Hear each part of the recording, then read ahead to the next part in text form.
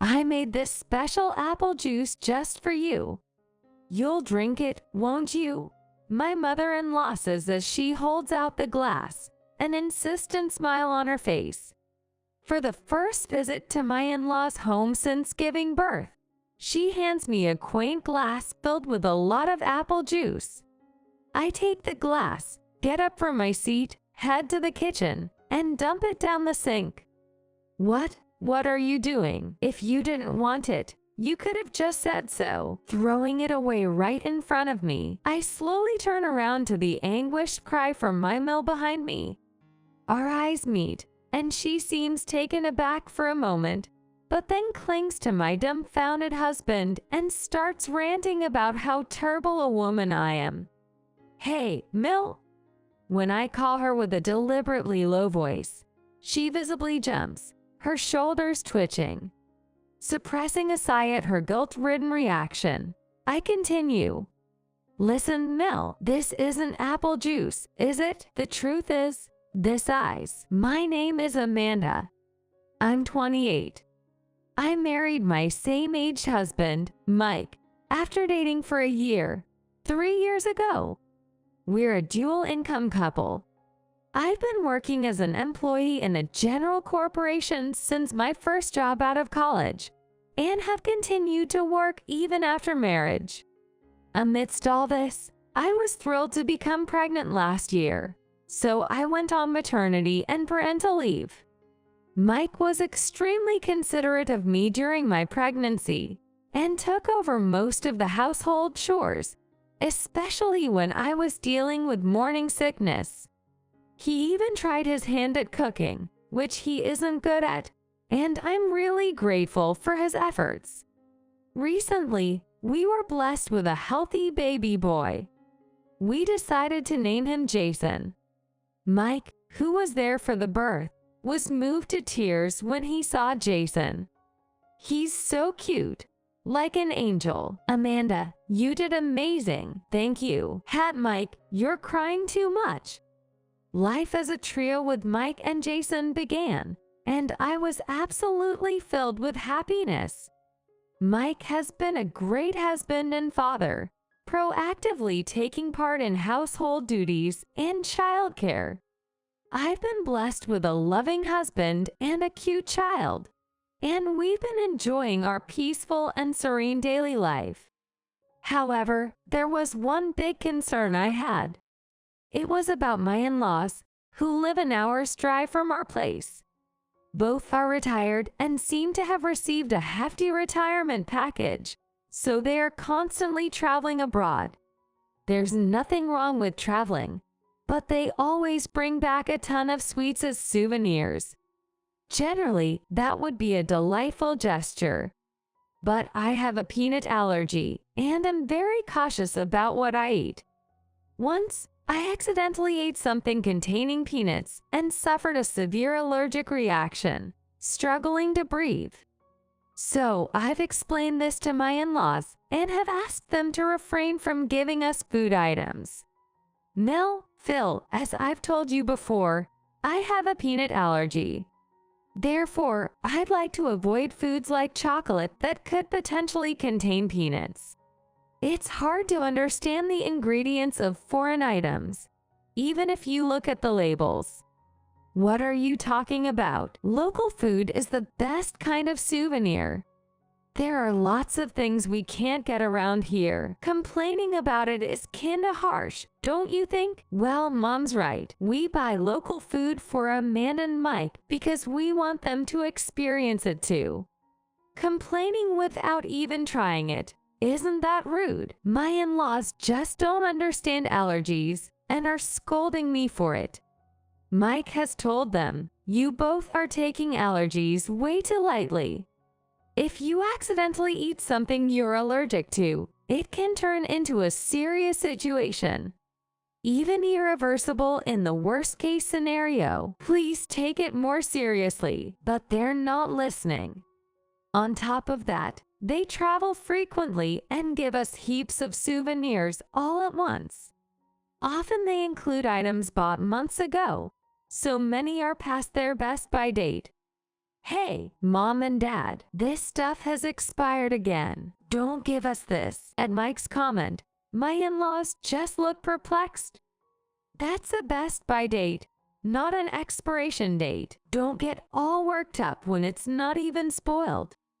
Even though it's inappropriate to gift such items, my Mill only laughs and says, "Oh, come on, a little past date won't hurt. You're too strict," with zero remorse. This has created a distance between us and the in-laws. We've notified them about our newborn, but haven't introduced him yet, as they were traveling abroad. They'll be back from their trip tomorrow, so we've agreed to visit them next weekend. The weekend arrives, and we drive to my in-laws' house. Amanda and Mike, long time no see, come on in. My Mill greets us warmly, and my father-in-law also welcomes us, saying, "Glad you could make it." Both are delighted to meet their first grandchild, smiling and saying, "Oh, how cute." Until now, everything's been fine, and I'm glad we could introduce our baby to them. Soon after, my Mill asks, "So, Amanda, would you like some juice?" Feeling a bit nervous, I cautiously ask, "What kind of juice is it?" My Mill replies with a big smile, "Apple juice, darling. I made it myself, and it's absolutely delicious. I'd love for you to try it." Thinking it's safe since it's just apple juice and shouldn't contain peanuts, I feel relieved. I'd love some apple juice, especially if it's homemade. "Thank you." Hee hee. Just wait a sec. My Mill heads to the kitchen and comes back after a short while. "Here you go. Poured it into a glass for you."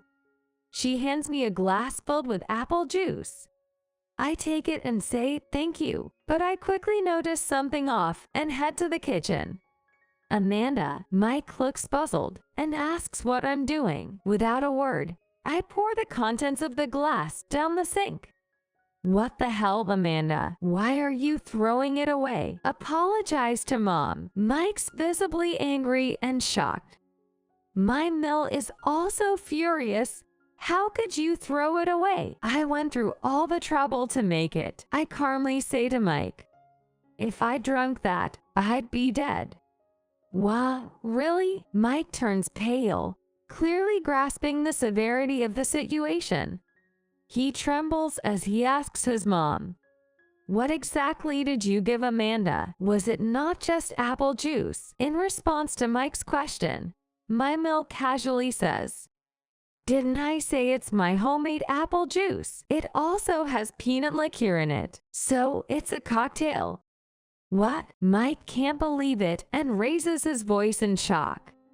I sigh in relief. I knew it. I smell peanuts. And peanut liqueur? Really? Yes. When I was about to take a sip, I strongly sensed the smell of peanuts and was convinced that it contained peanuts. I hadn't realized it was alcoholic. My Mill snickers and says, "What's the big deal? I heard from locals that it's delicious when you mix peanut liqueur with apple juice. It's a souvenir from our overseas trip.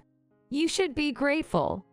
"Mom, what are you thinking? How many times do I have to tell you that Amanda is allergic to peanuts? It's a good thing she noticed, or else." Mike is livid and yells at his mom, "And you're giving alcohol to a woman who's just had a baby? Amanda's breastfeeding, you know. Any reasonable person would understand that." Overwhelmed by anger and sadness, Mike holds his head in his hands. Yet, my Mill shows no remorse. "Oh, come on, Mike. Why the fuss? Even my father-in-law is too carefree." "Easy there, Mike. Amanda didn't drink it, so it's fine." "Yeah, besides, peanut liqueur isn't the same as peanuts, so it should be fine for allergies." "You're both so neurotic," my Mill says sarcastically, as if she doesn't understand allergies at all. I calmly explain to her, "Mill, peanut liqueur is based on peanuts. Obviously, if I were to ingest that, there's a high chance I'd go into anaphylactic shock, a severe allergic reaction.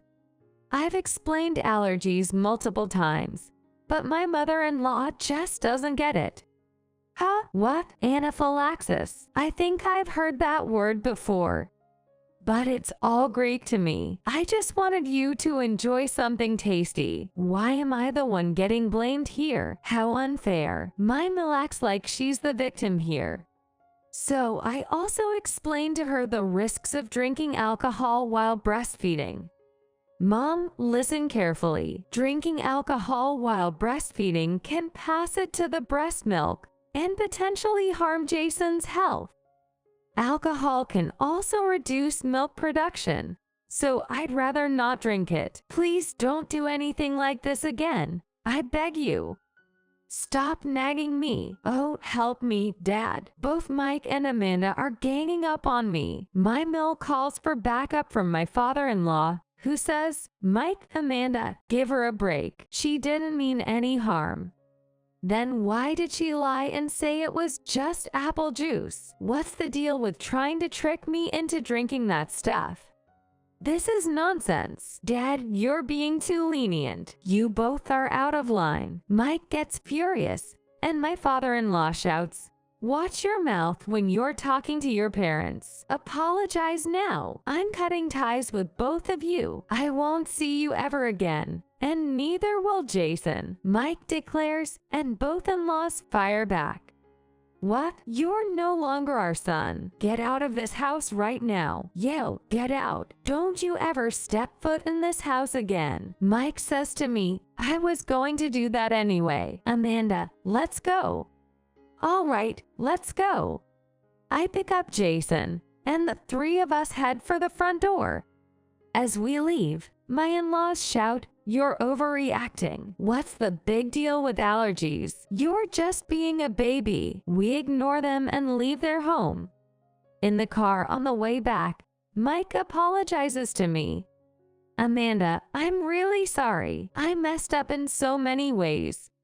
First, I yelled at you when you threw out the drink without even asking why. That was wrong of me. I'm sorry. And for what my mom did. That's not something that can be easily forgiven. But I'm sorry. It's not your fault, Mike. But are you sure about cutting ties with your parents? You've been distant with them for a while, but still. Oh, absolutely. There's no way I could continue my relationship with them after what they've done. Imagine what would have happened if I'd fallen for their trick today. I chose to cut ties to protect you and Jason.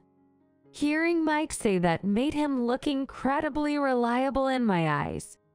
Thank you. To be honest, I also felt it would be impossible to continue a relationship with my in-laws. I'm relieved you decided to cut them off. With that, I smiled, realizing I wouldn't have to worry about my in-laws anymore, feeling lighter. Still, why are my parents so clueless about allergies? It's like they're not even trying to understand, no matter how many times I explain. Mike muttered, puzzled. Yet, they probably think it's just a matter of likes and dislikes.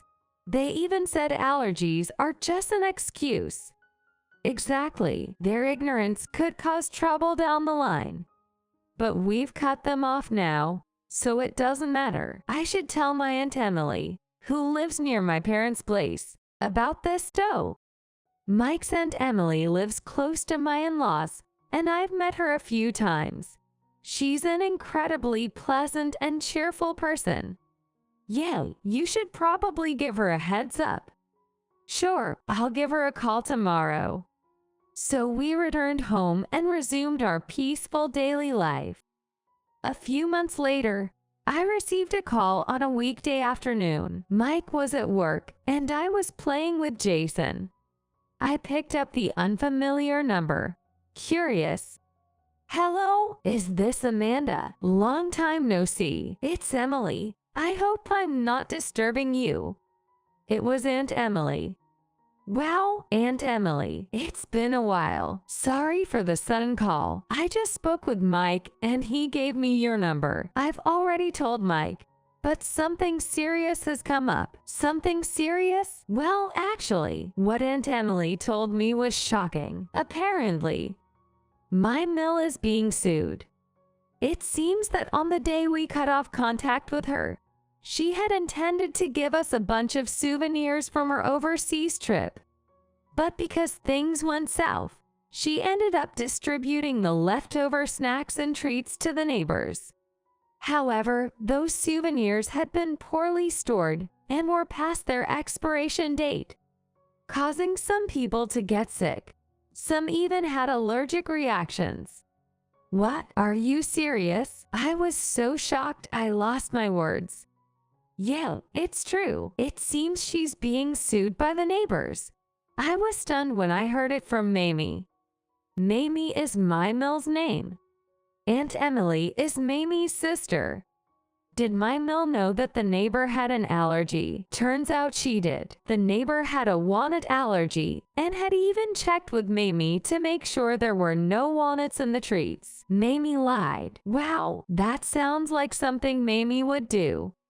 Probably thinking allergies are no different from dislikes. That's why it's a big mess now. She's being sued for intentional harm. I'm so fed up. I've decided to cut ties with Mamie too. She might be facing hefty damages, so she might reach out to you for help. Just giving you a heads up. I see. Thank you for letting me know. You don't have to help her. She brought this on herself. Oh, and congrats on the baby. Take care of yourself, all right? Thank you. It's been really hot, so please take care of yourself too, Aunt Emily. And with that, we ended the phone call. That night, my husband Mike came home looking exhausted and asked, "Did you hear from Aunt Emily?" "Yeah, she called me. About Mill, right?" "Yep. I always thought she'd stir up some trouble, but never expected it to get this bad. Good thing we kept Amanda and Jason away from her. I'm worried about the neighbors, especially the one with the nut allergy." Fortunately, it seems like no one was seriously hurt. But we're not helping Mill out. She needs to learn her lesson. Ignore her if she contacts you. She'll probably ask for money. Got it. Just as Mike and Aunt Emily predicted, Mill called a few days later asking for help. I was ignoring the incessant ringing, but finally picked up. "Hello, Amanda. Listen, I'm being sued for no reason. Don't you feel sorry for me?" It was clear that Mill had no remorse. The fact that she outright claims she's done nothing wrong is terrifying. It shows she truly doesn't understand what she did wrong. "It's over, Mill. Stop calling us," I said coldly and hung up. But Mill frantically stopped me. Wait, don't hang up. Can you lend me some money? I'm in trouble. You were just on an international trip. You should have money. I spent most of my savings on those trips. If I pay the damages, I'll be broke. And Mike isn't picking up my calls. You can feel the desperation in my mother-in-law's voice over the phone. I can't do anything about it. I can't lend you a single penny after what you did. Do you really think I'd help you? Please, I'm sorry. Forgive me. Just lend me some money. Even a little bit will do. She apologizes with a sense of recklessness, clearly not genuine. There's no value in an insincere apology. Make sure you compensate our neighbors and apologize properly. Goodbye. I hang up. Later, my in-laws managed to pay the compensation, leaving them broke. They ended up having to sell their house, but since it's an old property, they don't get much for it. They move into a rundown apartment. Their retirement savings are depleted, and dreams of overseas trips are now out of the question. Both start working part-time jobs, struggling to get by every day. It seems they're accumulating a lot of stress. Their once happy marriage has turned sour. My father-in-law is constantly yelling at my mother-in-law. "This is all your fault." And the shouting even echoes outside the apartment. We've been getting non-stop calls and emails from my mill, complaining about how horribly she's being treated by her husband, who was once so kind. It's become a daily nuisance, so my husband Mike and I have blocked their numbers. Meanwhile, we're moving closer to my family due to job relocation. We've also recently found out that we're expecting our second child. We have no intention of letting my in-laws meet them. We're looking forward to the new addition to our family, living peacefully.